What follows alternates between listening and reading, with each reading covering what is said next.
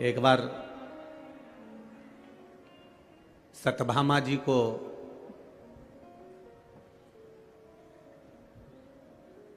देखकर सत्यभामा जी रुक्मणी जी से बोली कि ये एक बात समझ में नहीं आती दीदी मेरे को। रुक्मणी जी ने पूछा क्या?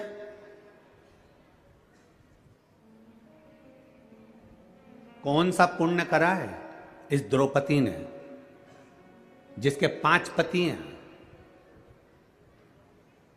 कौन सा पुण्य करा इस द्रौपदी ने जिसके 5 पति हैं और वह 5 पति भी इसके कहने में चल रहे हैं?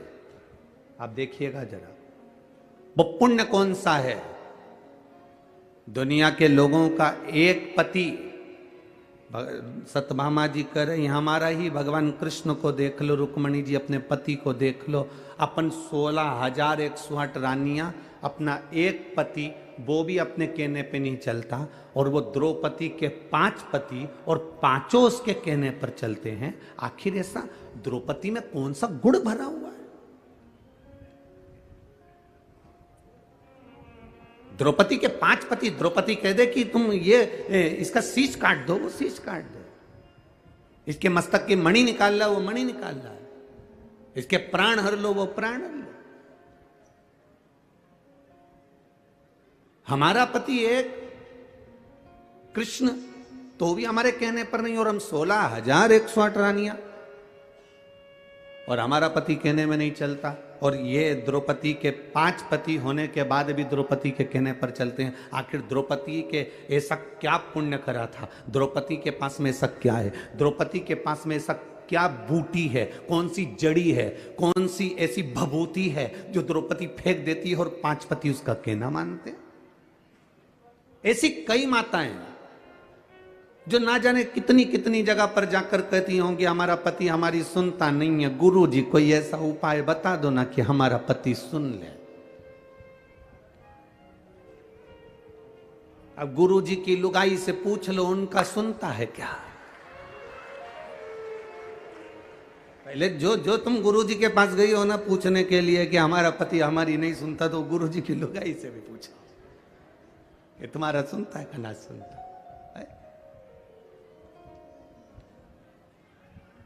तुम्हें देता है। अब जरा विचार तो करो, आप कहां भभूति के चक्कर में पड़े हो, कहां दिखावे के चक्कर में पड़े हो? किस दिखावे की तुम बात करते हो? कोई तन दुखी, कोई मन दुखी, कोई धन बिन रहत उदास, तुलसी या संसार में सुखी राम का दास। इस संसार में सब दुखी हैं, केवल सुख तो एक कोई है जो भगवान की भक्ति में लगा हुआ है, भजन में रमा हुआ है। वो दुनिया का सबसे सुखी और सेठ व्यक्ति है। बाकी के सब का हम वर्णन क्या करें कि वो आप भी जानते हो कि सुख कहां, सुख कहां। द्रौपदी, सत्यभामा जी के मन में भाव आ गया, सत्यभामा जी के हृदय में ये भाव आया कि जरा मैं द्रौपदी से पूछूंगी कि तेरे पास कौन सी जड़ी बूटी है, तेरे पास में कौन सी भभूति है, तेरे पास में ऐसा क्या है जो तेरे 5 पति तेरे कहने पर चलते हैं। जरा मैं भी तो सुनूं द्रौपदी से। मैं पूछूं तो द्रौपदी से।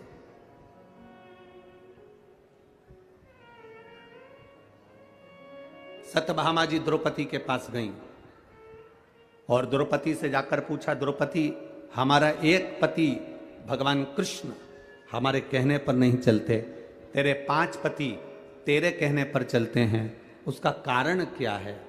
क्या कारण है तेरा?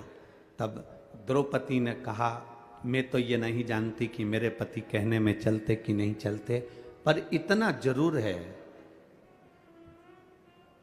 जब मैं विवाह कर कर पहली बार आई और शादी कर कर मैं पहली बार आई और मेरी सास ने मेरे पतियों से कह दिया, पतियों ने कहा मां देखो हम क्या लाए हैं, और मां ने कह दिया कि 5 बांट लो। मेरे सामने 5 पतियों ने आकर कहा हम क्षमा चाहते हैं, मेरी मां का आदेश है कि आपको बांटा जाए 5 के बीच में। द्रौपदी कहती है अगर आपकी मां का आदेश है तो वो मां केवल आपकी नहीं, मैं शादी कर कर आपके घर आ गई हूं तो वो मां मेरी भी है, उसका आदेश मानना मेरा भी काम है। मैंने इनके पति का, इनकी माता का सम्मान करा है। जो नारी अपने पति की माता का सम्मान करती है, अपनी सास का सम्मान करती है, ससुर का सम्मान करती है, आदर के शब्द बोलती है, सत्कार के शब्द बोलती है, घर में बुजुर्गों से इज्जत से बोला जाता है, सम्मान से बोला जाता है। अगर नारी सम्मान के शब्दों से अगर वो पति के माता पिता का आदर कर रही है तो उसका पति पत्नी का आदर करता है और पत्नी के कहने पर चलता है। जब वो मेरे माता पिता के कहने पर चल रही है तो मैं वो एक कितनी सुंदर बात कही कि आप मकान कैसा भी बना लो, मकान कैसा भी बना लो, मकान का नक्शा किसी से भी बनवा लो, मकान का वास्तु किसी को भी बताओ, मकान का वास्तु पूजन किसी से भी कराओ, मकान की पूजन किसी से भी कराओ,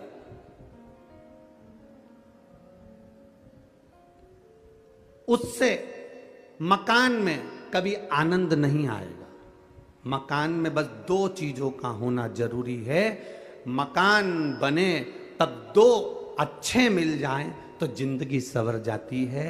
एक मकान बनाने वाला मिस्त्री और दूसरा घर में रहने वाली स्त्री। अगर ये सही हो गए तो मकान सही हो गया। दो चीजें अगर सही है, वास्तु वाले ने वास्तु बता दिया, नक्शे वाले ने नक्शा बना दिया, पूजन कराने वाले ने पूजन करा दिया, गार्डन लगाने वाले ने गार्डन बना दिया, इंटीरियर डेकोरेशन वाले ने डेकोरेशन कर दिया, पर मालूम पड़े मिस्त्री ने ही ऊबड़ खाबड़ बना दिया तो इंटीरियर वाला क्या करेगा। और मालूम पड़े मिस्त्री नहीं, मालूम पड़े छत की ढाल सही नहीं दी और पानी अंदर भरा गया तो फिर मकान का क्या मतलब है। बाथरूम बनाई, उसका पूरा पानी कमरे में आ रहा है तो मकान का मतलब क्या हुआ। नक्शे वाले ने नक्शा बनाया, वास्तु वाले ने वास्तु बनाया, पूजन वाले ने पूजन कराया, इंटीरियर वाले ने इंटीरियर करा, पर मिस्त्री और जम के बोलो। अरे छत्तीसगढ़ वाले इतने धीमे कभी नहीं बोले। मिस्त्री और स्त्री, अगर ये दो गड़बड़ हैं तो तुम्हारे मकान बनाने का किसी को भी वास्तु दिखाया, तुम कितने भी वास्तु शास्त्री को अपने घर में बुला लो, वो कह देगा यहां से सीढ़ी तोड़वाओ, यहां बनवाओ, रसोई घर इधर बनवाओ, वॉशरूम इधर बनवाओ, कितनी वास्तु बदल लो, पर दो अच्छे होना चाहिए। जम के बोलो जरा, मिस्त्री और स्त्री। मिस्त्री भी गड़बड़ निकल जाएगा, चल जाएगा, पर एक चंद्र घंटा,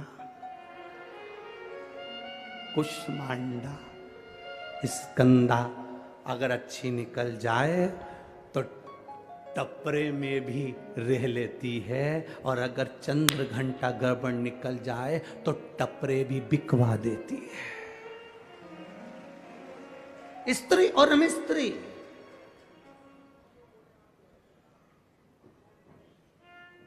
अगर स्त्री अच्छी है ना, आपके कहने अनुसार चलती है, आपके बताए अनुसार, और भले नहीं चले आपके कहे अनुसार, पर आपके घर में रहे तो प्रेम से रहे। जब आप पहुंचो घर, उसके चेहरे पर प्रसन्नता होना चाहिए। जब आप घर पहुंचो, उसके चेहरे पर स्माइल होना चाहिए। जब आप घर पहुंचो, पानी का गिलास आपको दे दे। आप घर पहुंचो, बना हुआ भोजन आपको मिल जाए। आप घर पहुंचो, आपके बच्चों को संभाल रही हो, माता पिता को संभाल रही हो, आपके घर में पहुंचने का मन करे।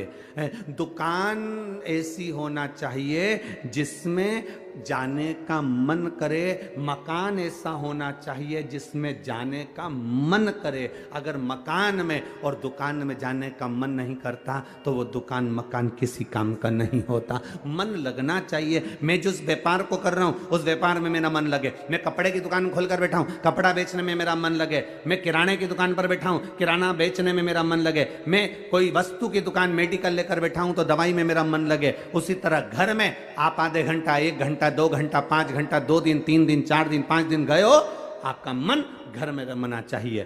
तो ठीक है, स्त्री और मिस्त्री ये दो ठीक हैं तो आपका घर भी ठीक है।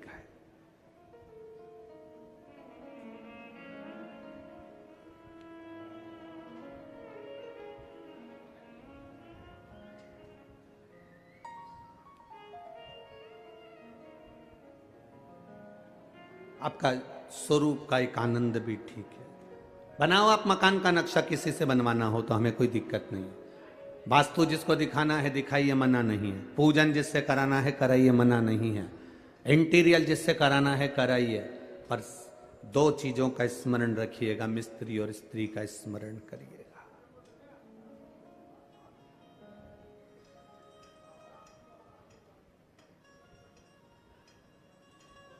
भगवान की भक्ति, भजन, कीर्तन, स्मरण। स्वयं द्रौपदी से सत्यभामा जी ने पूछा कि तू ये बता कि तेरे 5 पति तेरे कहने पर चलते हैं। जो माताएं दूसरों के पास जाकर कहती हैं बाबा जी ऐसा बता दो कि हमारा पति हमारे अनुकूल चले, उन माताओं से निवेदन है कहीं मत जाना। तुम अपने घर में बुजुर्गों का आदर करना चालू कर दो, तुम अपने घर में बुजुर्गों का सम्मान करना चालू कर दो, तुम अपने घर में माता पिता का आदर करना चालू कर दो, तुम्हारा पति तुम्हारे कहने पर चलना प्रारंभ कर देगा। तुम आदर करो, तुम सम्मान करो, तुम सत्कार करो। तुम अगर किसी को अगर सम्मान दे रहे हो तो तुम्हें सम्मान मिलना प्रारंभ हो जाएगा। तुम आदर कर रहे हो तो तुम्हें आदर मिलना प्रारंभ हो जाएगा। अगर हम यहां से आपको श्री शिवाय नमस्तुभ्यम कहते हैं तो लोग पलट कर श्री शिवाय नमस्तुभ्यम कहते हैं। हम यहां से बोलते हैं बोल बम का नारा है, आप पलट कर बोलते हो बाबा एक सहारा है। सारी समस्या का हल सावन के महीने में 2 लोटा जल। अब ये आप पलट कर दे रहे हो हमको, हम आपको कह रहे तो आप पलट कर जवाब दे।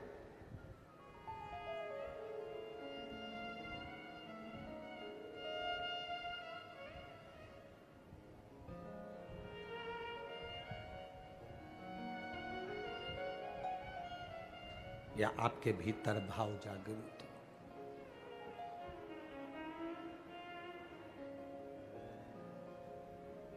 महाराज, आपके भीतर जब मिलन की आस, परमात्मा के दर्शन की आस प्रबल होती है, तब परमात्मा को खुद दर्शन देने आना पड़ता है। स्वयं एक भक्त की कथा बड़ी विचित्र है, जिसका नाम था नंदनार।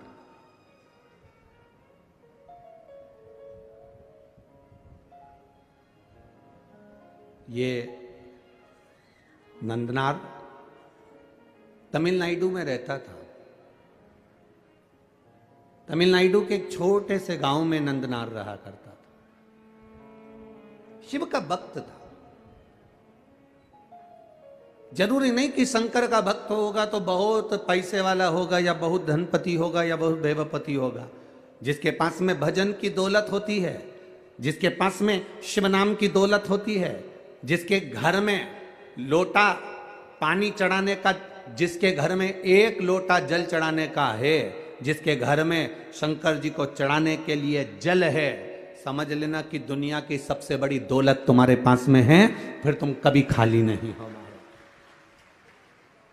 जिसके घर में तिजोरियां भरी हो, जिसके घर में अलमारियां भरी हो, जिसके घर में वस्त्र भरा हुआ हो, जिसके घर में अनाज भरा हुआ हो, और उसके घर का एक व्यक्ति भी अगर शंकर के मंदिर में जाकर 1 लोटा पानी नहीं चढ़ा सकता, समझ लेना कि ये पूर्व का आज काट रहा है, पर जब दूसरी बार इसका जन्म होगा तो ये दरवाजे पर किसी के भिक्षा मांगता हुआ खड़ा होगा, पर ये भगवत भजन में कहीं नहीं रम पाए। अब अगर आपके घर में एक तांबे का लोटा, एक साधारण सा पात्र है शिव को जल चढ़ाने के लिए, 1 लोटा जल आपके पास में शंकर को जल चढ़ाने के लिए, जरा विचार करिएगा। लंकाधिपति रावण को जब विद्वत्ता के अनुसार लंकापति रावण को यह ज्ञात हुआ कि मेरे महादेव ने मंथन का विष पिया है, मंथन का विष पिया, शंकर जी ने विष पिया, चल गया। शंकर भगवान ने विष धारण किया, चल गया। पर शंकर भगवान ने विष पीने के पहले जब विष का कटोरा उनके पास में आया, वो विष का कटोरा जब शिव जी के पास में आया, तब उस समय पर विष की गंध शंकर भगवान की नासिका से उनके शरीर में प्रवेश कर गई।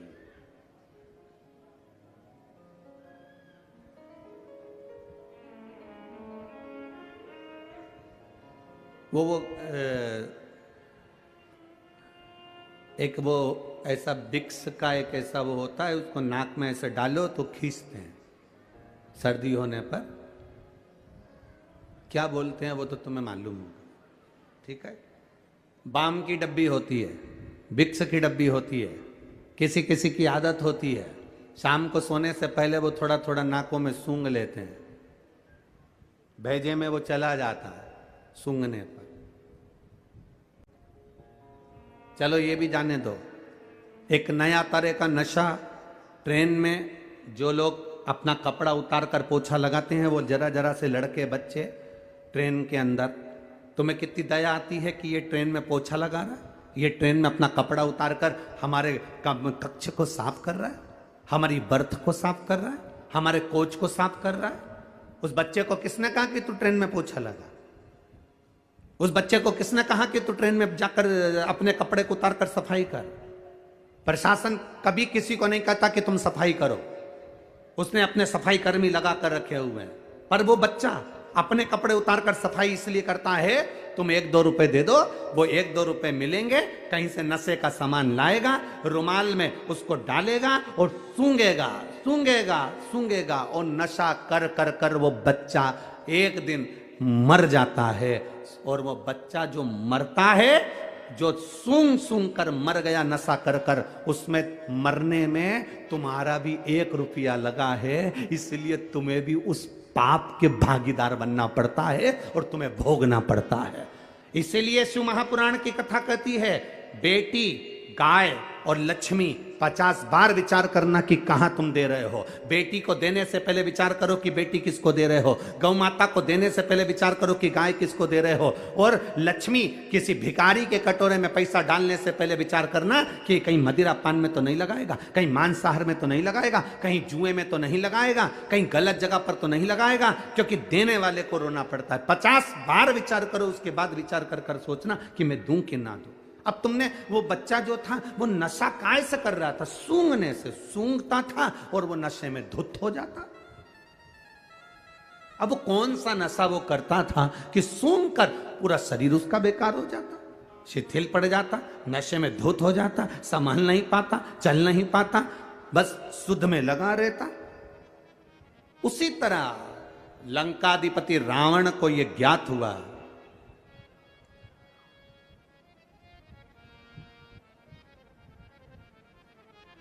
बहुत सुंदर संवाद है, जरा ध्यान दीजिएगा। लंकाधिपति रावण को यह मालूम पड़ा कि मेरे महादेव के सामने विष का कटोरा गया, विष का पात्र गया, और वो विष का पात्र पीने से पहले उनके नासिका से वो सुगंध उनके अंदर चली गई।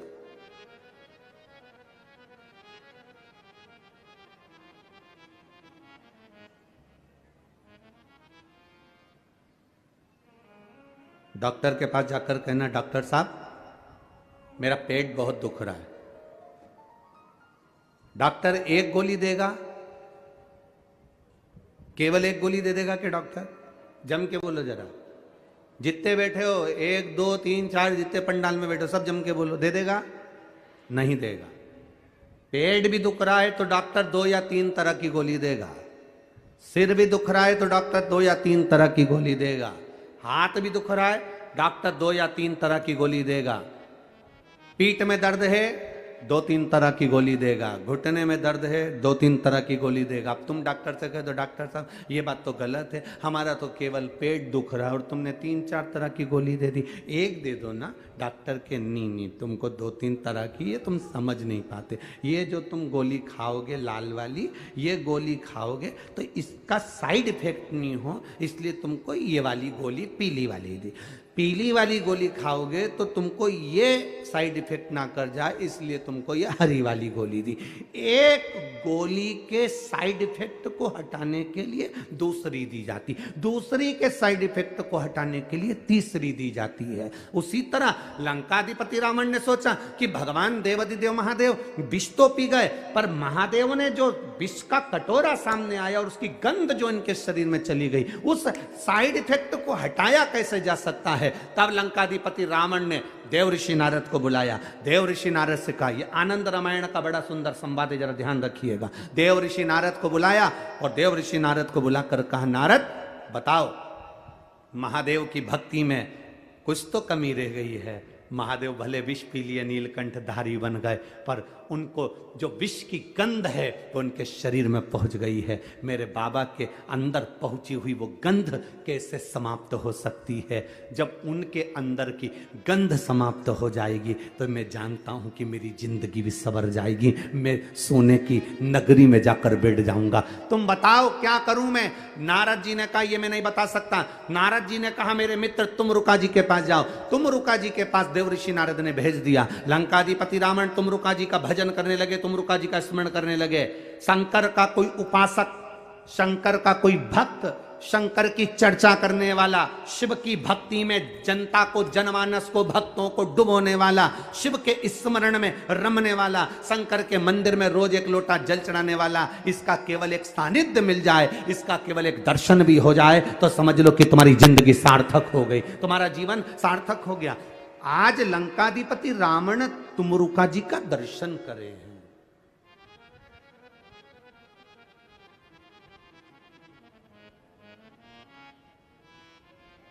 और लंकाधिपति रावण ने तुमरुका जी से पूछा कि बताओ, शंकर जी के शरीर में जो विष सूंघा गया, जो विष पीने के लिए आया, तो उसकी गंध जो शरीर में आ गई, उसकी तरंग वो कैसे समाप्त हो? तुमरुका जी ने कहा, रावण दशानन 10 ग्रीवा, सुनो,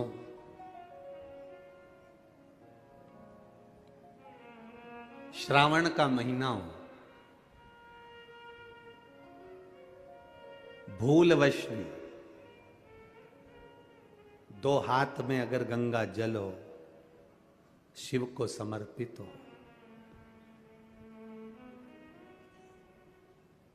शंकर के सुगंध, विष की जो गंध अंदर गई है वो समाप्त होती है। जैसे जैसे वो गंध समाप्त होती है वैसे वैसे जल चढ़ाने वाला जीवन में निहाल होता चले जाता है, उसके जीवन में वैभव और सत्ता बढ़ती चली जाती है। वैभव और सत्ता।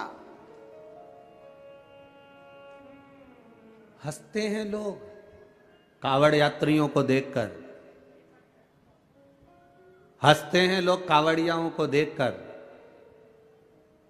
लोग हंसी कर करके अपनी अपनी फेसबुक आईडी पर, अपने अपने यूट्यूब पर, अपने अपने मोबाइल पर, इंस्टाग्राम पर ये कावड़ियों को देखकर हंसकर इनका वीडियो बना बना कर डालते हैं कि ये पढ़े लिखे नहीं हैं, ये नहीं है, ये वो नहीं है। दुनिया के लोग, ताना देने वाले, अपशब्द कहने वाले कई तरह के लोग हैं जो सनातन धर्म पर उंगली उठाते रहते हैं 24 घंटे बैठकर। कई लोग ऐसे हैं जो सनातन धर्म पर केवल आक्षेप लगाते रहते हैं 24 घंटा। उनके पास कोई काम नहीं रहता। क्या होता है कांवड़ चलाने से? इससे तो घर में बैठे रहो, थोड़ा सा पढ़ाई कर लेना चाहिए, स्कूल का बैग उठा लेना चाहिए। कहाँ कांवड़ उठा उठा कर जा रहे हो? कौन ने कहा तुमको कावड़ उठाने के लिए? ये दुनिया के लोग हैं जो ताना दिए बिगर नहीं रह सकते। उनको जवाब है तुमरुका जी का, उनको जवाब है देवऋषि नारद का, उनको जवाब है लंकाधिपति रावण का।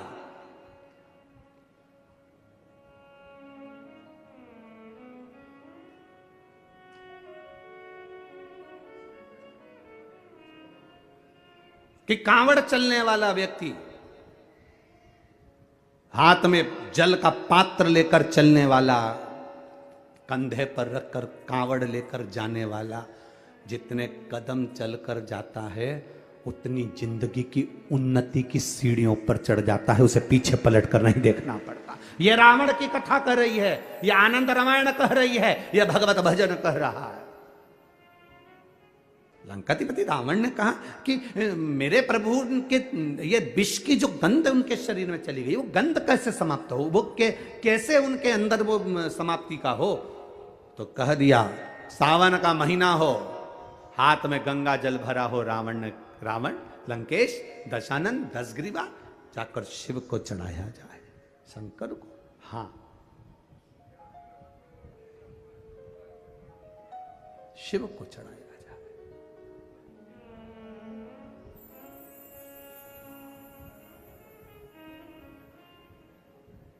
कावड़ का एक नियम रहा है, आप लोगों के स्मरण में होगा। जितने भारत के भूमि के, इस विश्व के लोग जितनी कथा कावड़ शिव महापुराण की कथा तिल्दा नेवरा में चल रही है, इसमें हम सुनेंगे कि कावड़ का नियम क्या होता है। कावड़ का जल किस जगह पर रख दिया जाए लाकर थोड़ा सा, कि जीवन में कभी संपदा की कमी ना हो जिंदगी में। कावड़ का एक नियम होता है कि कावड़ को ये कंधे से ये कंधे पर रखना है तो सिर के ऊपर से कभी नहीं लिया जाता। कावड़ का एक नियम है। कावड़ को इस कंधे से इस कंधे पर लाना है तो सामने से लाया जाता है, पीछे से लाया जाता है, पर सिर पर से बार कर उसको वापिस नहीं लाते, सिर पर से बार कर। कावड़ का एक नियम होता है, जिस नारी का, जिस व्यक्ति की संतान नहीं होती है, उसको कावड़ यात्रा करने से पहले अपनी गोदी में धान चावल को भरना पड़ता है। गोदी में उसको जब तक महादेव के दरवाजे तक नहीं चली जाती, जब तक उसकी गोदी में वो धान चलते चलते उसकी झोली में वो हिलता रहता है। कावड़ का जल उसके कंधे पर रहता है, और जब वो कावड़, जिसकी औलाद नहीं, संतान नहीं, जब वो कावड़ का जल महादेव को चढ़ाती है तो पहले जल समर्पित करने के बाद फिर चावल के दाने बाबा के उस शिवलिंग पर समर्पित करती है कि बाबा मेरी गोदी में तू यहाँ तक लेकर आया है, ये गोदी खाली मत छोड़ना, मेरी गोदी भर देना, भले 25 साल हो गए। कावड़ यात्रा का नियम है, सिर पे से बार कर वापिस नहीं आती, सम्मुख से कावड़ निकल जाती। लंकाधिपति रावण को सुध पड़ी जब तुमरुका जी ने कहा जाओ लंकेश, अगर तुम चाहते हो कि शंकर के शरीर में गंध पहुंची है, उस विष की गंध को समाप्त करना है, तो तुम जाकर महादेव को जल अर्पित करो सावन के महीने में। उसी को हमारे यहां कावड़ कहा गया। अब विश्वास, भरोसा, दृढ़ता शिव के प्रति जागृत कर कर चलते हैं। जब शंकर के प्रति जब हमारी जागरूकता होती है, शिव के प्रति जब हमारा एक विश्वास दृढ़ होकर हम चलते हैं, तो शिव हमें क्यों ना मिलेगा, क्यों ना मिलेगा। जो भी जहां मन पड़े वहां बैठकर दिल के साथ में एक बार बाबा से भाव के साथ में प्रार्थना करो, बाबा हम जिस कार्य के लिए आए हैं तेरी अविरल भक्ति को पाएं, तेरे चरणों में रमे रहे। खाली झोली लाए हैं, भरकर झोली लेकर, ऐसी कृपा बनाए। बाबा से दिल से प्रार्थना करते हुए भाव के साथ में, जिसको श्री शिवाय नमस्तुभ्यम आता हो, आवाज थोड़ी तीव्र कर कर दिल से उसको जोड़ते हुए बाबा से अपने दुख काटने का भाव कहते हुए शिव की भक्ति को प्राप्त करने का भाव प्रकट कर। श्री शिवाय नमस्तुभ्यं, श्री शिवाय नमस्तुभ्यं, श्री शिवाय नमस्तुभ्यं, श्री शिवाय नमस्तुभ्यं, श्री शिवाय नमस्तुभ्यं। भगवान शिव की कथा कहती है, लंकाधिपति रावण ने भगवान शिव जी को जो विष की गंध भीतर पहुंची, उस भाव से शंकर को जलाभिषेक किया।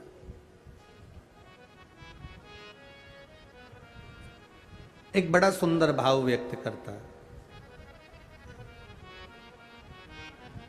हमने पहले भी कथा में कहा, रायपुर की कथा में भी कहा और भाटापारा में भी कहा था, विषम परिस्थिति में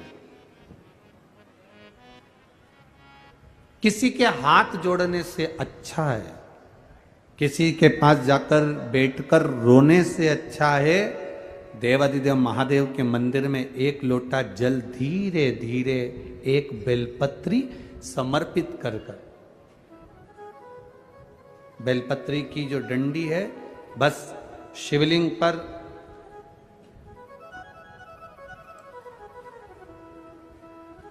ये शिवलिंग, ये जलाधारी, ये माता पार्वती जी का हस्त कमल शिवलिंग, ये बेलपत्री, ये दंडी का जो मुख है वो अशुक सुंदरी की ओर हो समर्पित कर कर एक लोटा जल धीरे धीरे, बिल्कुल धीरे धार में अपने हृदय की बात बाबा से दिल से कहते हुए, बाबा बहुत दुखी हूं, बहुत कष्टमय जीवन है, बाबा बहुत तकलीफ में जीवन चल रहा है, और तू ना संभालेगा तो संभालेगा कौन? त्वमेव माता च पिता त्वमेव बंधुश्च सखा, सब कुछ तो तुमको मान लिया।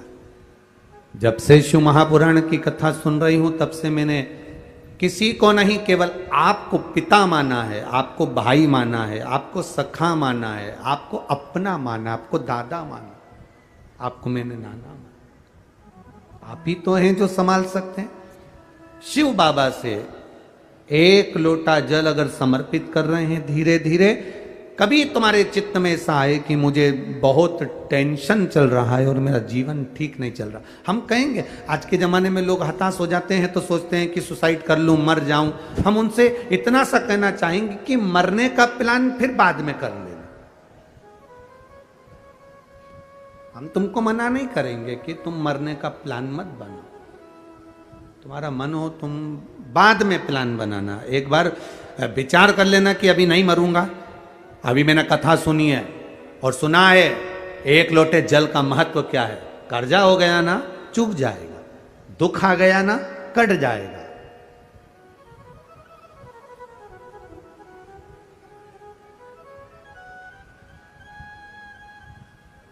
कर्जा भी हो गया तो कटेगा, मिटेगा।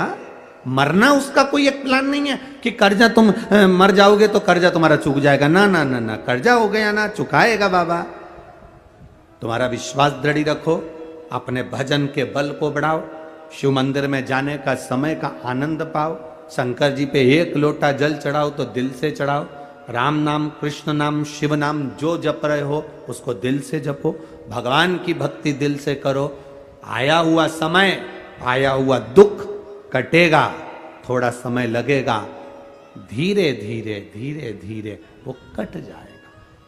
वो बर्तन होता है ना बहुत काला हो जाता है तो उसको माताएं रगड़ती है, वो साफ नहीं होता तो फिर क्या करते हैं उस बर्तन को?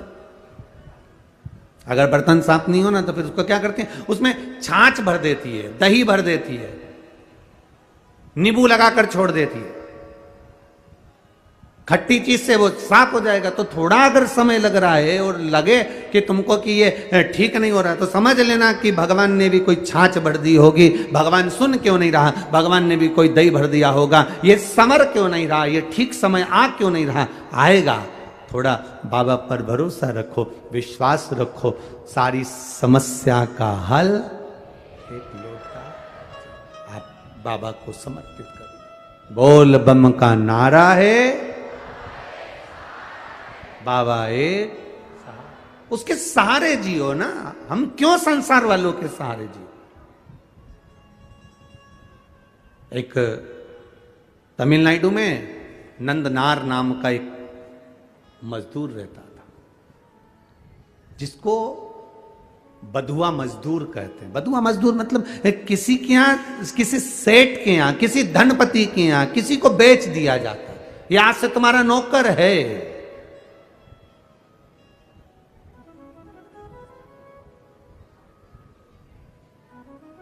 नंदनार को उसके घर वालों ने उसको दे दिया, सेठ जी ये तुम्हारा, अब तुम जानो। पैसे ले लिए, नंदनार उनके यहाँ काम करने लगा। नंदनार खेती का काम करता, मजदूरी करता, बहुत दिन भर उससे काम करवाते।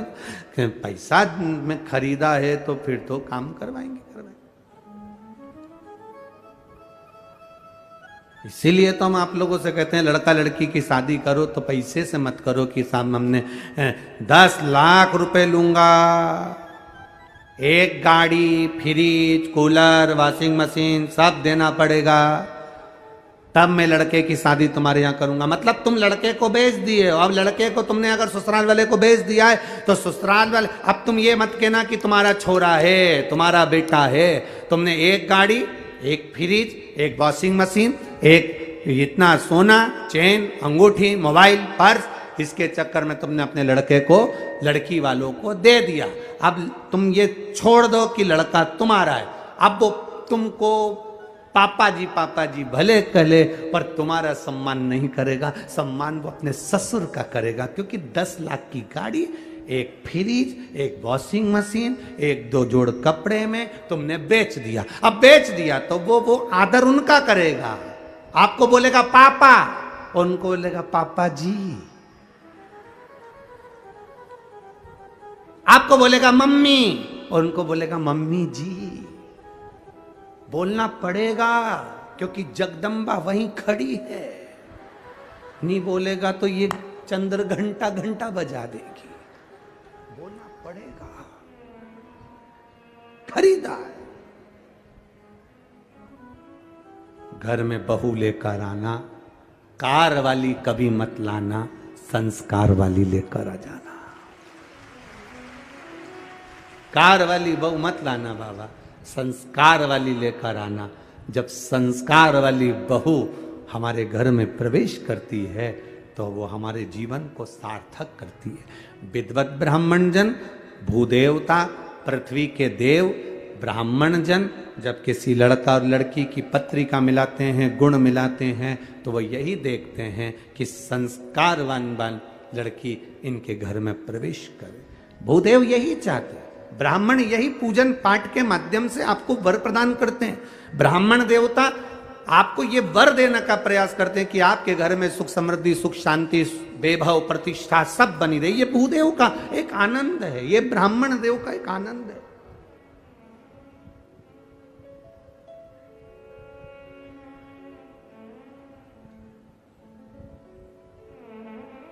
अब नंदनार काम कर रहे हैं, पर नंदनार के हृदय में एक बड़ा बड़ा भाव था। नंदनार जिस सेठ जी क्या काम करते थे, उस गांव से 25 किलोमीटर दूर तिरुपुंगुर नाम का एक शिव मंदिर है तमिलनाडु में। तिरुपुंगुर 25 किलोमीटर दूर था वो मंदिर। नंदनार शिव की भक्ति में रमे रहते थे, खेती करते, काम करते, डलिया धोते। सेठ भी ऐसा कि 24 घंटे में से केवल 4 घंटा उसको आराम करने देता, बाकी का 20 घंटा उसको रधेड़े रखता, काम करवाता रहता। वो भी बेचारा मजदूर था, बधुआ था, बंधा हुआ था, कर रहा। निवेदन आप सबसे, धन से किसी को बांधने का प्रयास मत करो। धन और भय से कभी मत बांधना। आज तक इस शिव महापुराण की कथा में आपको कभी भय नहीं बताया कि तुम अगर शंकर जी को जल नहीं चढ़ाओगे तो तुम्हारे साथ ऐसा हो जाएगा, तुम अगर शंकर जी का व्रत छोड़ दोगे तुम्हारे साथ ऐसा हो जाएगा, तुम अगर शंकर जी के साथ ऐसा करोगे तो तुम्हारे साथ ऐसा हो जाएगा। क्योंकि शिव महापुराण में कहीं भय लिखा ही नहीं है। ये तो दुनिया के लोगों ने शंकर भगवान को भय बना दिया। शिव जी क्रोध के देवता हैं, रुद्र देवता हैं, गलत करोगे गुस्सा करेंगे, गलत करोगे ऐसा हो जाएगा। शिव महापुराण की कथा कहती है शंकर भगवान को पशुपतिनाथ कहते हैं। पशुपतिनाथ मतलब पशुओं का भी वो देवता है, साधारण सा नहीं, वो भोला है। उसको क्रोध तो केवल तब आता है जब उसके भक्तों पर विपदा आती है, और वो विपदा कटती नहीं तब मेरे महादेव को क्रोध आता है। हर कभी शिव जी को क्रोध नहीं आता, हर कभी शंकर भगवान को क्रोध नहीं आता। घर में रहने वाली मां को हर कभी क्रोध थोड़ी ना आता है। घर में रहने वाली स्त्री को, घर में रहने वाली बहू को हर कभी क्रोध नहीं आता। जब देवरानी जेठानी में क्रोध कब आएगा? देवरानी जेठानी की झगड़ा होगा तो गुस्सा नहीं आएगी, पति की बात होगी तो झगड़ा नहीं, क्रोध नहीं आएगा। देवरानी जेठानी में लड़ाई होती है केवल औलाद के चक्कर में, बच्चों के चक्कर में। जब अपने पुत्र की बारी आती है और बच्चे के साथ अगर कोई बात हो, अगर जेठानी ने डांट दिया, देवरानी ने कुछ कह दिया, किसी ने कुछ कह दिया, मोहल्ले के लोगों ने कुछ कह दिया, बच्चों के चक्कर में, जब घर की बहू, घर की दादी, घर का बुजुर्ग, घर का बड़ा अपने बच्चों के चक्कर में क्रोध कर सकता है, तो मेरा महादेव भी अपने भक्तों के चक्कर में क्रोध कर सकता है। जब उसके बच्चों को चोट पहुंची, उसके हृदय को चोट पहुंची।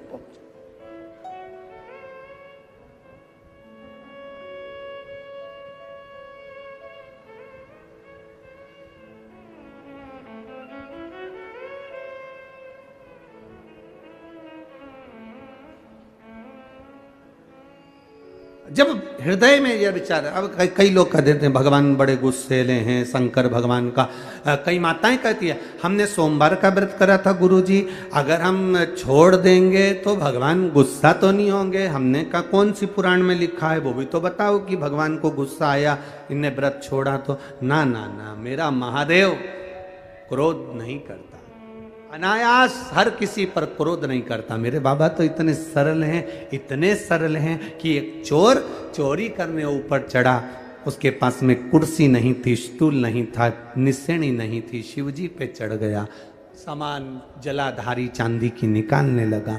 महादेव खुश हो गए, मांग ले तुझे क्या चाहिए। वो चक्कर खा के नीचे गिर गया, मैं तो चोटा चोर। आज तक आप प्रसन्न नहीं हुए भोलेनाथ, और आज कैसे प्रसन्न हो गए। शिव जी कहते हैं लोग जल चढ़ाते, धतूरा चढ़ाते, बेलपत्री चढ़ाते, तो पूरा ही चढ़ गया, पूरा चढ़ गया। मैं प्रसन्न ना हूं तो क्या करूं। कितनी कृपा है उसकी, दया, उसकी करुणा कितनी विचित्र। एक पत्र आया है, देखिए, बड़ा भाव से किसी ने लिखा है, बड़ा भाव।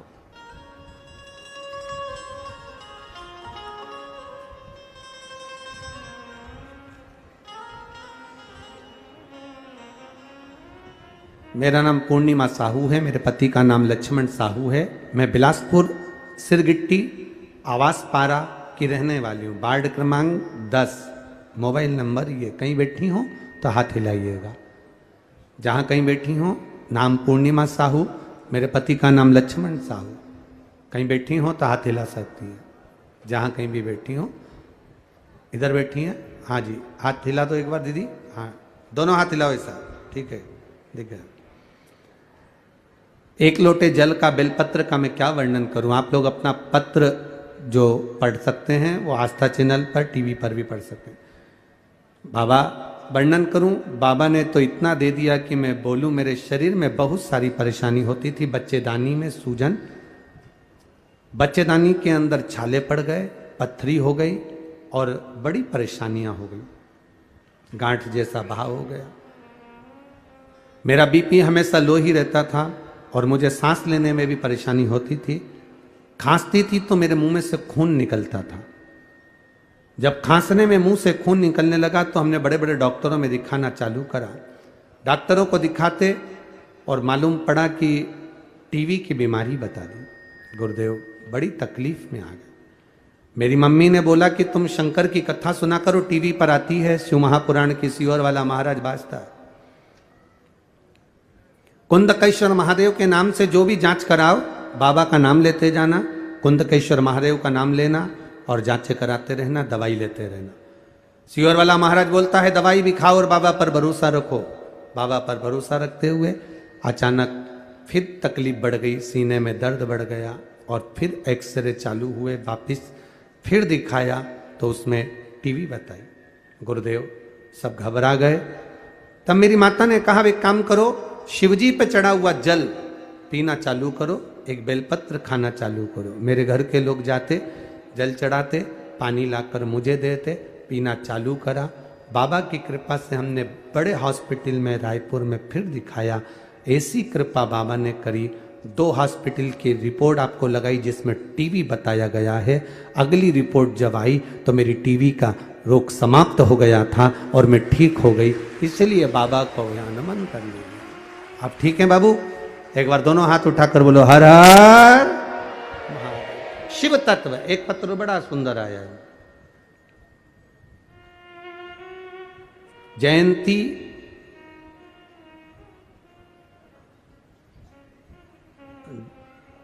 धनसेना जयंती जनसेना राजगढ़ छत्तीसगढ़ से, रायगढ़ छत्तीसगढ़ से आई हूं। कहीं बैठी हो? मेरी जेठानी की बहू की शादी को 9 साल हो गए थे, कोई संतान नहीं थी। बहुत इलाज कराया गुरुदेव। कहीं बैठी हो तो हाथ हिला सकती हैं।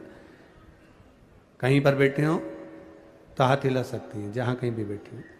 इधर है क्या? अच्छा है, हाथ हिला दो एक बार। हाँ हिलाओ ऐसे जी। बहू की शादी को 9 साल हो गए थे, कोई संतान का सुख नहीं था। सारे डॉक्टरों से इलाज करवाया। डॉक्टरों ने कहा था इनके संतान का सुख नहीं रहेगा। बाबा की कृपा से शिव महापुराण कथा सुनना चालू करी। आपने कथा में सफेद आंकड़े की जड़ का प्रयोग बताया था गुरुदेव। वो सफेद आंकड़े की जड़ का प्रयोग करवाया। बहू की कमर में वो सफेद आंकड़े की जड़ बनवाई और बाबा देवादिदेव महादेव का, कुंदकेश्वर महादेव का नाम लेकर जल चढ़ाती, उस जल का आचमन करती। 2 महीने बीते, बाबा की कृपा से उसका गर्भ ठहर गया और बाबा की कृपा से उसके घर में पुत्र का जन्म हुआ है। इसलिए हम बाबा को यहाँ प्रणाम करने आए। पुत्र आया है क्या साथ में? बच्चा लाए हैं?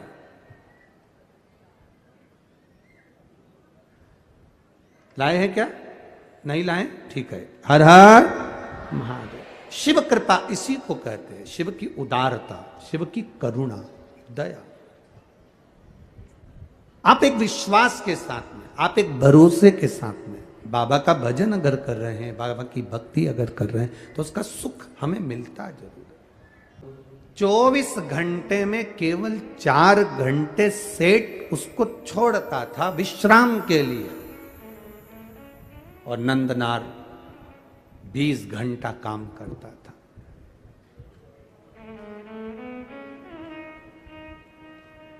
बिको, किसी सेठ के पास जाकर, किसी के पास जाकर मत बिको। बिकना ही है तो मेरे भोलेनाथ के प्यार में बिक जाओ, तो जिंदगी सवर जाए, तुम्हारा जीवन सवर। हम कहां क्या क्या विचार करें? मेरा फिर निवेदन है बेटा बेटियों से, बेटे की शादी करो तो कोई धन की मांग नहीं। बेटी का विवाह करो तो ये विचार करना, ये मत देखना पेट्रोल पंप कितने हैं, गाड़ियां कितनी है, धन कितना है, बंगला कितना बड़ा है, सत्ता कितनी है, पहचान किस किस से। दुख की घड़ी आती है, कोई पहचान वाला काम नहीं आता है। जितनों के भी आगे पीछे घूमते हो ना, एक बार उनको कुर्सी मिल जाती है ना, तुम्हें कोई नहीं पूछता। फालतू की बात है। हमारी थोड़ी कहने की आदत, लोगों को थोड़ा बुरा लग जाता है, फिर वो लोग बाद में उस बात का बखाड़ा खड़ा कर देते हैं। पर ईमानदारी की बात कहेंगे ना,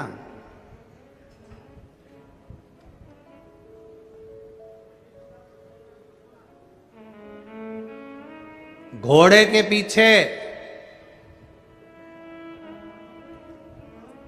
और बोल दें, बोलो छत्तीसगढ़ वाले बोल दें पक्का, घोड़े के पीछे और किसी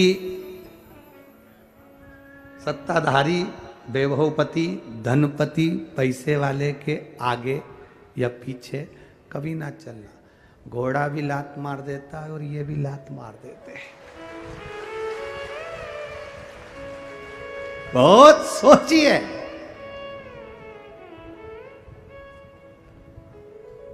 ये साहब अपना बस एक बार अगर अपना काम बन गया ना, बस उसके बाद फिर गए, समाप्त।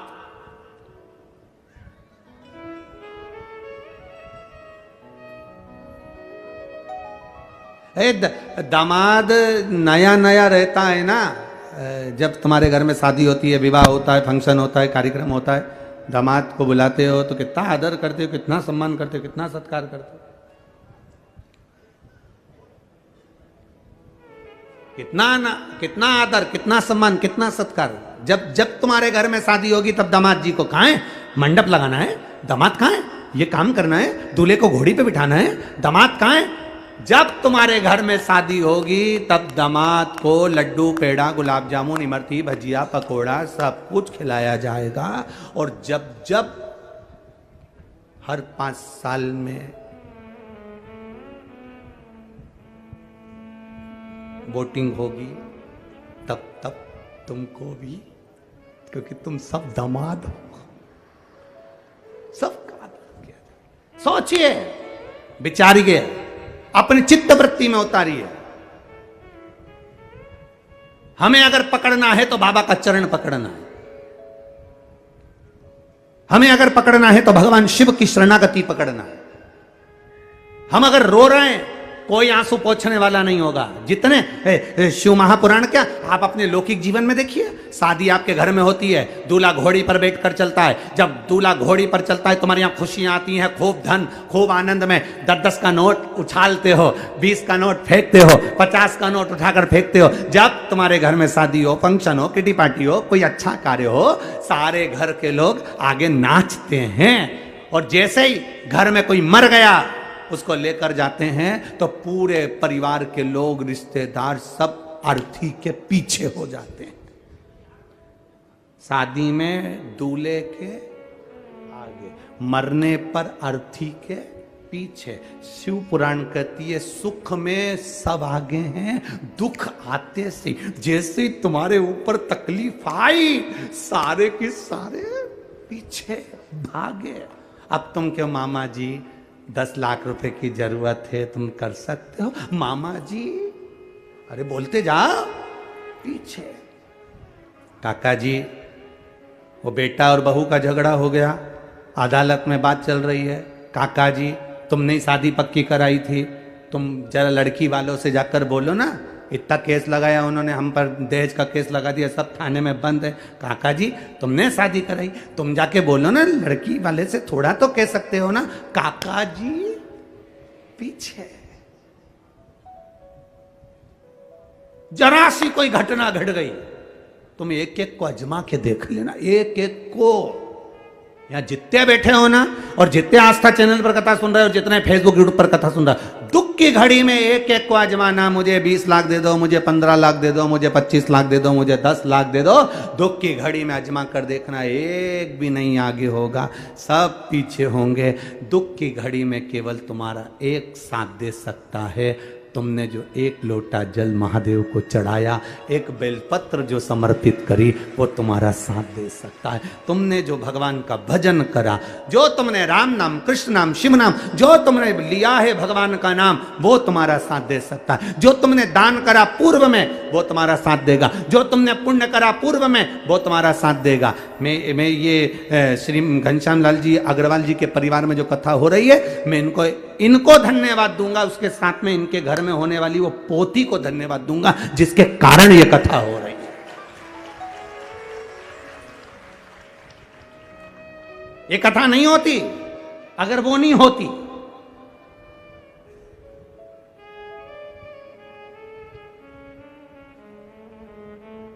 क्या नाम है उसका,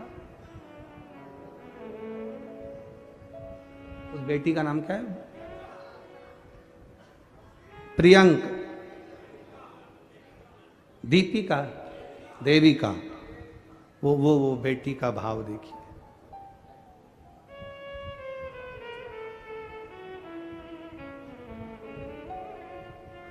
शिव कथा, उसी देविका ने जो जन्म लिया है, उस बेटी ने, बस हाँ यही है। इसी के जन्म लेने पर, इसी के जन्म लेने पर संकल्प लिया गया था, अगर घर में बच्ची का जन्म होता है तो हम एक बार बाबा देवादिदेव महादेव कृपा कर दे तो शिव महापुराण की कथा का ये शिव तत्व है, ये शंकर की उदारता। ये कोई तुम्हारे पूर्वजों में से कोई अच्छा जीव जिसने दान पुण्य संकीर्तन भजन कीर्तन स्मरण किया होगा, वो जन्म ले लेता है, उसके पुण्य प्रबल होते हैं। घर के माता पिता दादा दादी और परदादा दादी के कोई पुण्य प्रबल हुए होते हैं, तब जाकर ये शिव पुराण की कथा अपने परिवार में हो रही होती है, ये विचार करिए। और लाखों भक्त, करोड़ों लोग इस कथा का स्मरण कर रहे हैं। केवल तिल्दा नेवरा में, छत्तीसगढ़ की इस धरा पर जितने बैठे वो नहीं, केवल आस्था चैनल पर, फेसबुक, यूट्यूब पर ना जाने करोड़ों करोड़ों लोग दिन भर इस कथा का रसतत्व ग्रहण कर रहे हैं। ये हमारे भीतर का भाव होना चाहिए कि हमें अगर 24 घंटे में से 4 घंटे सोने के लिए, विश्राम के लिए उस नंदनार को दिए जाते थे, बाकी के 20 घंटे उससे काम लिया जाता था, पर उसके मुंह पर सल नहीं आता था, क्योंकि वो शिव के भरोसे रहता था। अगर तकलीफ आई है, मिटाने वाला मेरा महादेव है। दुख आएगा, सब साथ छोड़ देंगे, कौन आने वाला है? अच्छा, फिर एक प्रश्न आपसे करें, उत्तर देना। जब व्यक्ति वेंटिलेटर पर पड़ा रहता है, हॉस्पिटल के उस आईसीयू रूम में, वेंटिलेटर के रूम में, तुम लोगों को जाने देते हैं क्या? सुबह 5 मिनट, आधा घंटा, 1 घंटा मिलने का कह देते हैं, एक आध जनी जाना, चप्पल बाहर उतारना, अंदर जाना। चप्पल कहां उतारना? अरे जम के तो बोलो, बाहर। अब तुम कहोगे कि वेंटिलेटर का रूम है तो हमारी चप्पल क्यों बाहर उतरवा? चप्पल बाहर। उस वेंटिलेटर के रूम में जाने के लिए उसकी चप्पल भी अलग होती है। बोलो सही है कि गलत है? वो चप्पल पहन लो, अंदर चले जाओ, सफाई होना चाहिए। डॉक्टर को भी मालूम है कि वेंटिलेटर का रूम नहीं है वो, अंतिम घड़ी में कोई नहीं आता, तब वो जो वेंटिलेटर पर पड़ा है, उसने जिसको याद किया पूर्व में, वो उसके पास बैठा रहता है। तो चप्पल बाहर उतारवा दिया जाता है कि वेंटिलेटर के रूम में भी जाना तो वहाँ नंगे पैर जाओ, या वहाँ की कोई चप्पल पड़ी है वो पहन कर जाओ, क्योंकि जो अंदर पड़ा है उसके साथ कोई नहीं है। केवल उसने जो पुण्य करा, उसने जो भजन करा, उसने जो शिव कथा सुनी, उसने जो लोटा भर के जल चढ़ाया, बस वो और उसका महादेव उसके साथ पलंग पर है, बाकी के सब बाहर है। कौन है? लोटा भर के जल तुम चढ़ाते हो, बाबा तुम्हारा हाथ पकड़ लेता है। बेलपत्र तुम चढ़ाते हो, बाबा तुम्हारा हाथ पकड़ लेता है।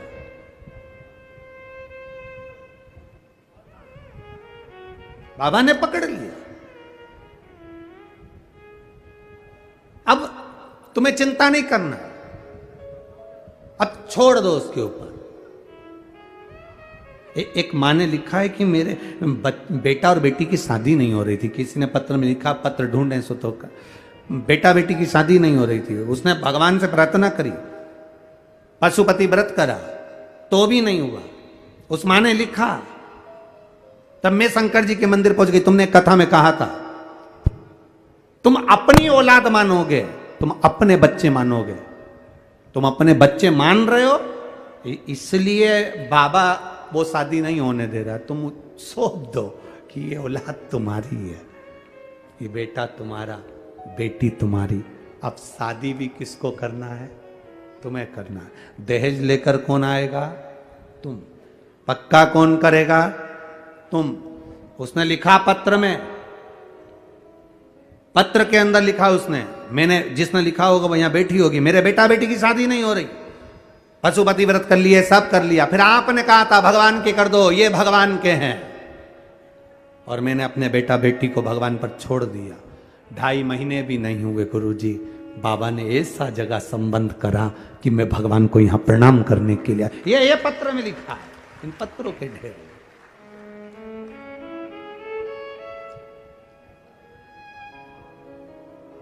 उसको ढूंढा जाए तो समय लगता है, थोड़ा पढ़ लेते हैं तो रख देते हैं ध्यान। शिव कृपा उसी को कहते हैं। अब वो ढूंढे सो तो टाइम लगेगा। शंकर की करुणा इसी को कहते हैं। एक पत्नी ने संकल्प ले लिया, मेरे पति की सरकारी नौकरी लगना चाहिए, तेरे दरवाजे पर आती हूं। उसका भी पत्र है।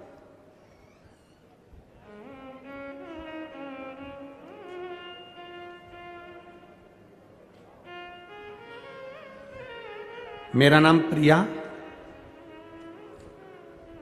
निर्मलकर, मेरे पति राकेश निर्मलकर, गांव खौली आरंग। खौली है कि रवोली है? हैं?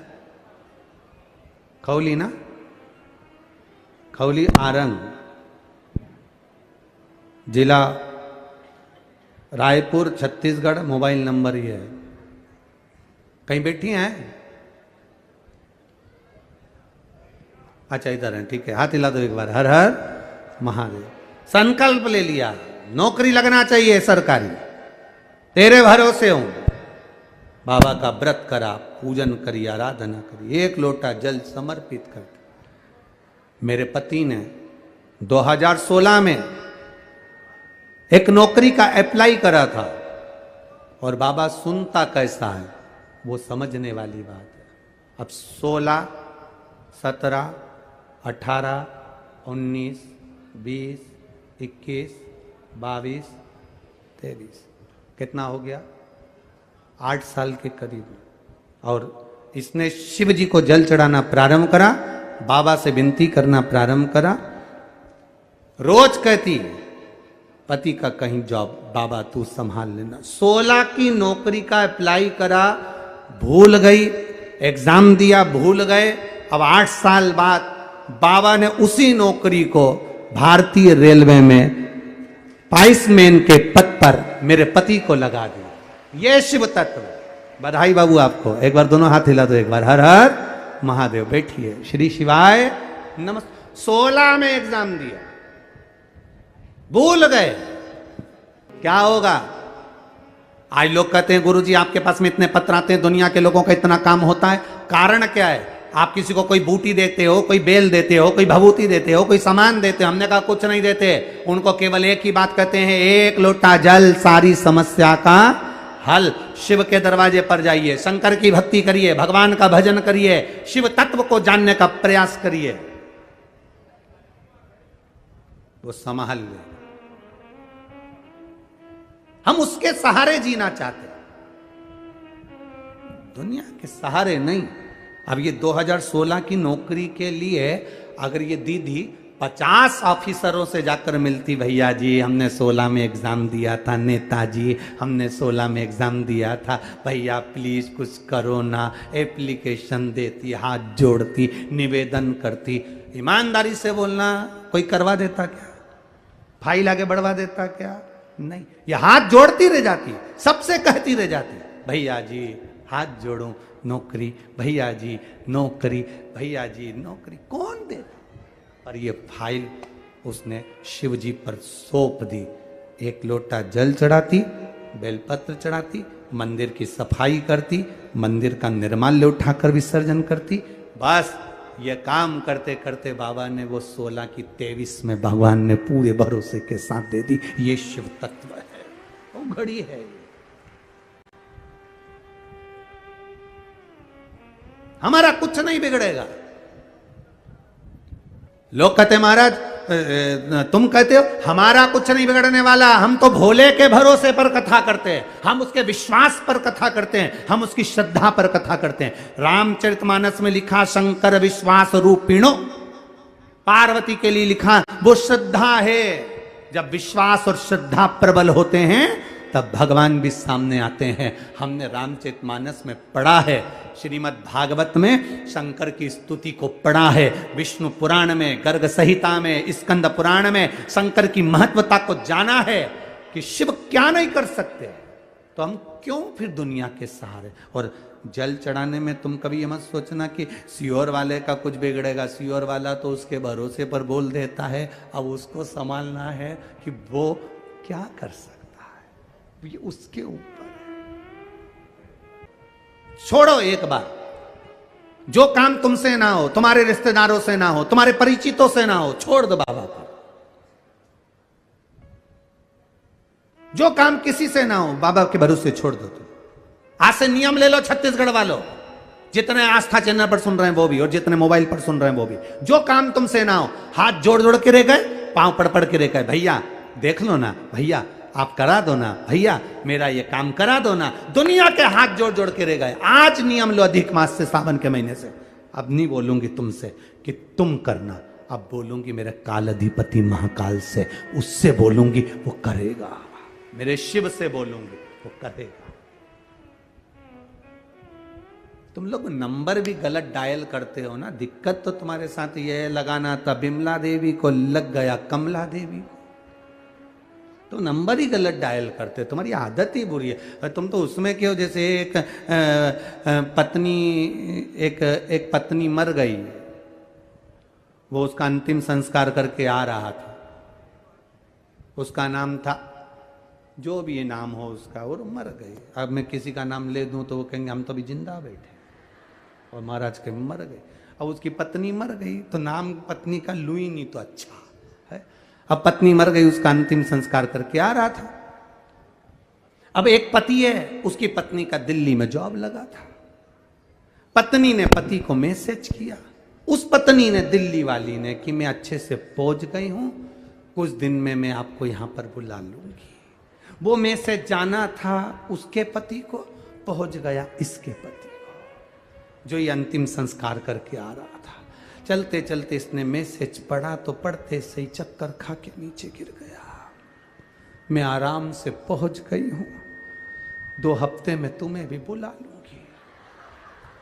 2 हफ्ते की।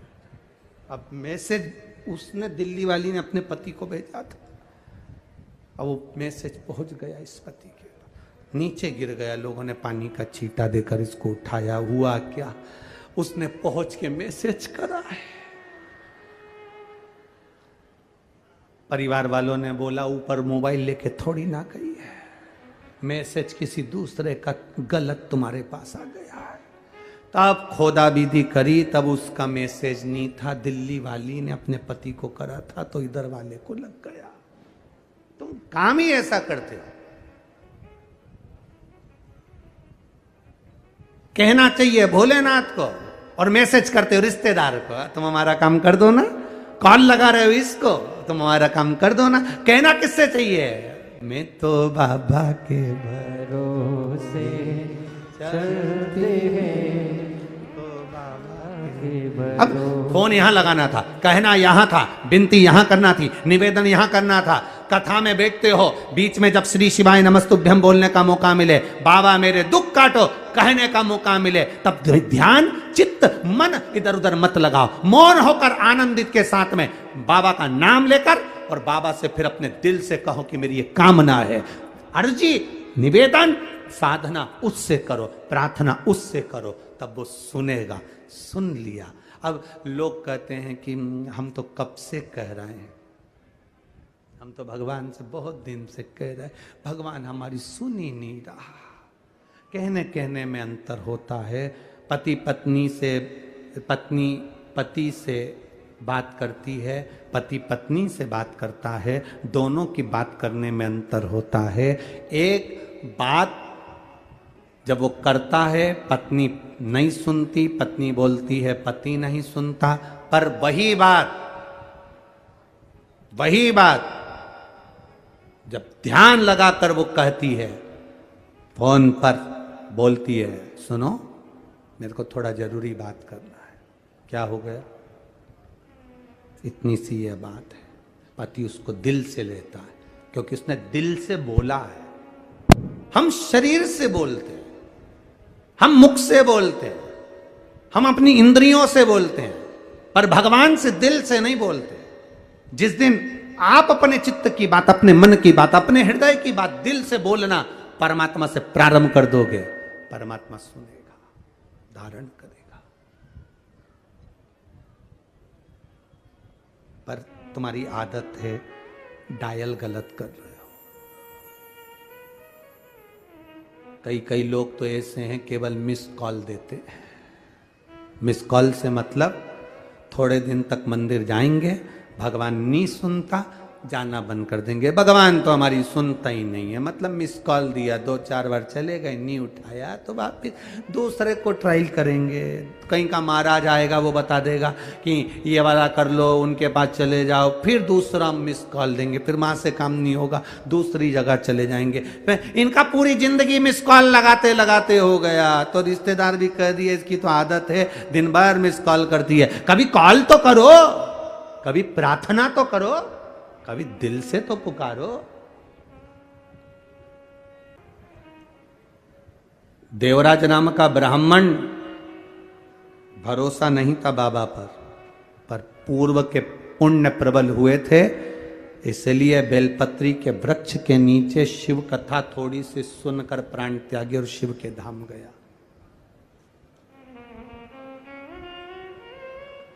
पूरे बगीचे में से फूल वही लिया जाता है जो आपको प्रिय लगता है। तिल्दा नगर में भी ढेर लोग रहते होंगे, आसपास के गांव में भी ढेरों लोग रहते होंगे, पूरे छत्तीसगढ़ में ढेरों लोग रहते होंगे।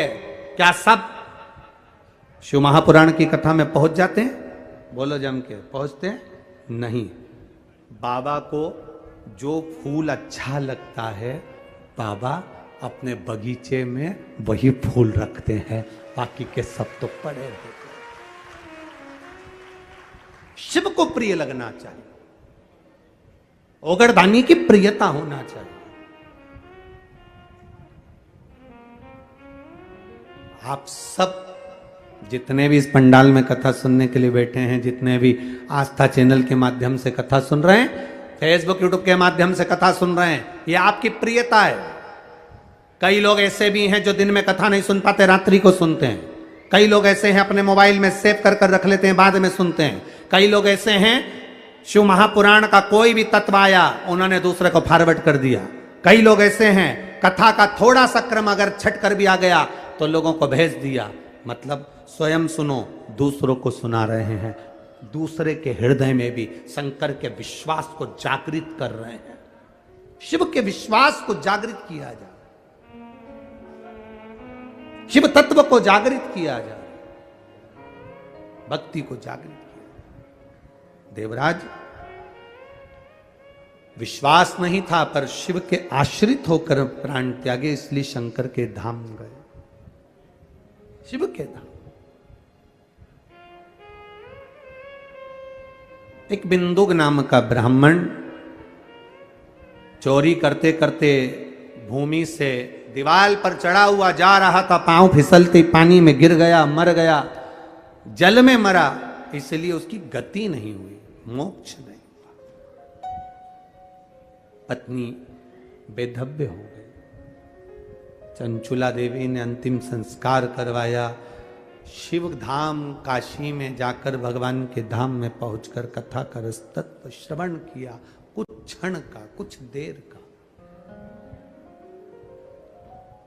प्रयास करना 7 दिन में, मेरी माताओं से और मेरे भाइयों से निवेदन है, 7 दिन में, पूरे 7 दिन शिव महापुराण की कथा को सुनने के लिए उसके पंडाल में उसके सामने नहीं जा सकते। प्रयास करना, अगर पास में रहते हो, 50-100 किलोमीटर की दूरी पर भी रहते हो, तो प्रयास करना कि 7 दिन में से एक दिन हम बाबा के चरणों में पहुंचकर उसकी भक्ति कर आए, जिससे बाबा मेरी झोली भर दे, हम उसका अनुमोदन करें।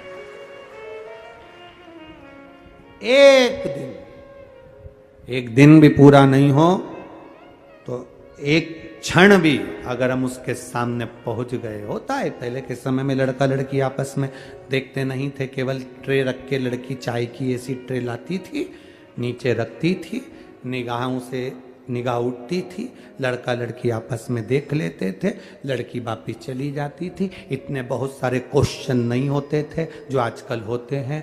आज के ज़माने में और पुराने ज़माने में अंतर है। पहले ना जी भर कर देखा, ना कोई बात की, बड़ी आरज़ू थी मुलाकात की। और आज के ज़माने में होटल में तो इतनी बात हो जाती है, लड़का लड़की को दिखा दो, फिर इन लोगों को होटल में मिला दो, फिर दोनों ड्राइव पे जाते, फिर बातचीत कर कर आते, फिर बोलते कि हम दोनों को शादी के लिए हाँ है, तब इनकी शादी पक्की होती। रात को 3-3 बजे तक मोबाइल पर फोन पर बात होती। उसने इसको गिफ्ट कर दिया, उसने उसको गिफ्ट कर दिया, दोनों लगे हुए, फिर शादी होती। 2 साल टिकती नहीं शादी, बाद में तलाक होती। कितना, और पहले के समय में हमने देखा ही नहीं उसको। लड़की से पूछा उसके माँ बाप ने, तुमने देखा क्या? बस मैं तो चाय रख के आ गई। लड़के से पूछा, लड़की देखी क्या? बस उसने चाय रखी वो चली गई, देखा ही नहीं। पक्का रिश्ता हो गया। ऐसा रिश्ता पक्का हुआ 7 जन्म तक निभा, 7 जन्म तक। और जो देखभाल के हुआ, सब कुछ देखा करा, सब कुछ हुआ। और जाने दो, नया नया फैशन आ गया। शादी के पहले लड़का लड़की ना जाने कहाँ घूमने जाते हैं और एक्स्ट्रा फोटो खिंचवाते हैं। फिर उन फोटो को शादी के स्टेज पे एलईडी लगा के दिखाया जाता है। भगवान क्या बोलते हो रे उसको? प्री। हाँ तुम समझ गए ना बस। हाँ उतना, हाँ, क्योंकि फ्री वाले ही प्री को समझ सकते हैं। अब अपने पास इतना टाइम ही नहीं कि अपन उसको समझे। हाँ जो भी है, फोटो खिंचवाते हैं, फिर उसको टीवी पर दिखाते हैं। वहीं सास ससुर बैठे और वहीं पर आड़े टेढ़े वस्त्र पहनी बहू का फैशन दिखाते। कितना बुरा लगता होगा रे, जरा विचार करिएगा। ये फैशन को ऐसा एक कपड़े में लपेट के और उसमें घासलेट का तेल डाल के और चूल्हा में डाल दो, ऐसा फैशन किसी काम का नहीं। शादी के पहले लड़का और लड़की के चित्रों को इस तरह से सारी दुनिया में प्रेषित किया जाए, ये ठीक नहीं है। हमारे घर की बहन बेटी को ऐसा दिखाया जाए कि वो दोनों कहीं, वो ऐसा हाथ करा और ये यूं यूं फिर कन्नी जैसी घूम रही।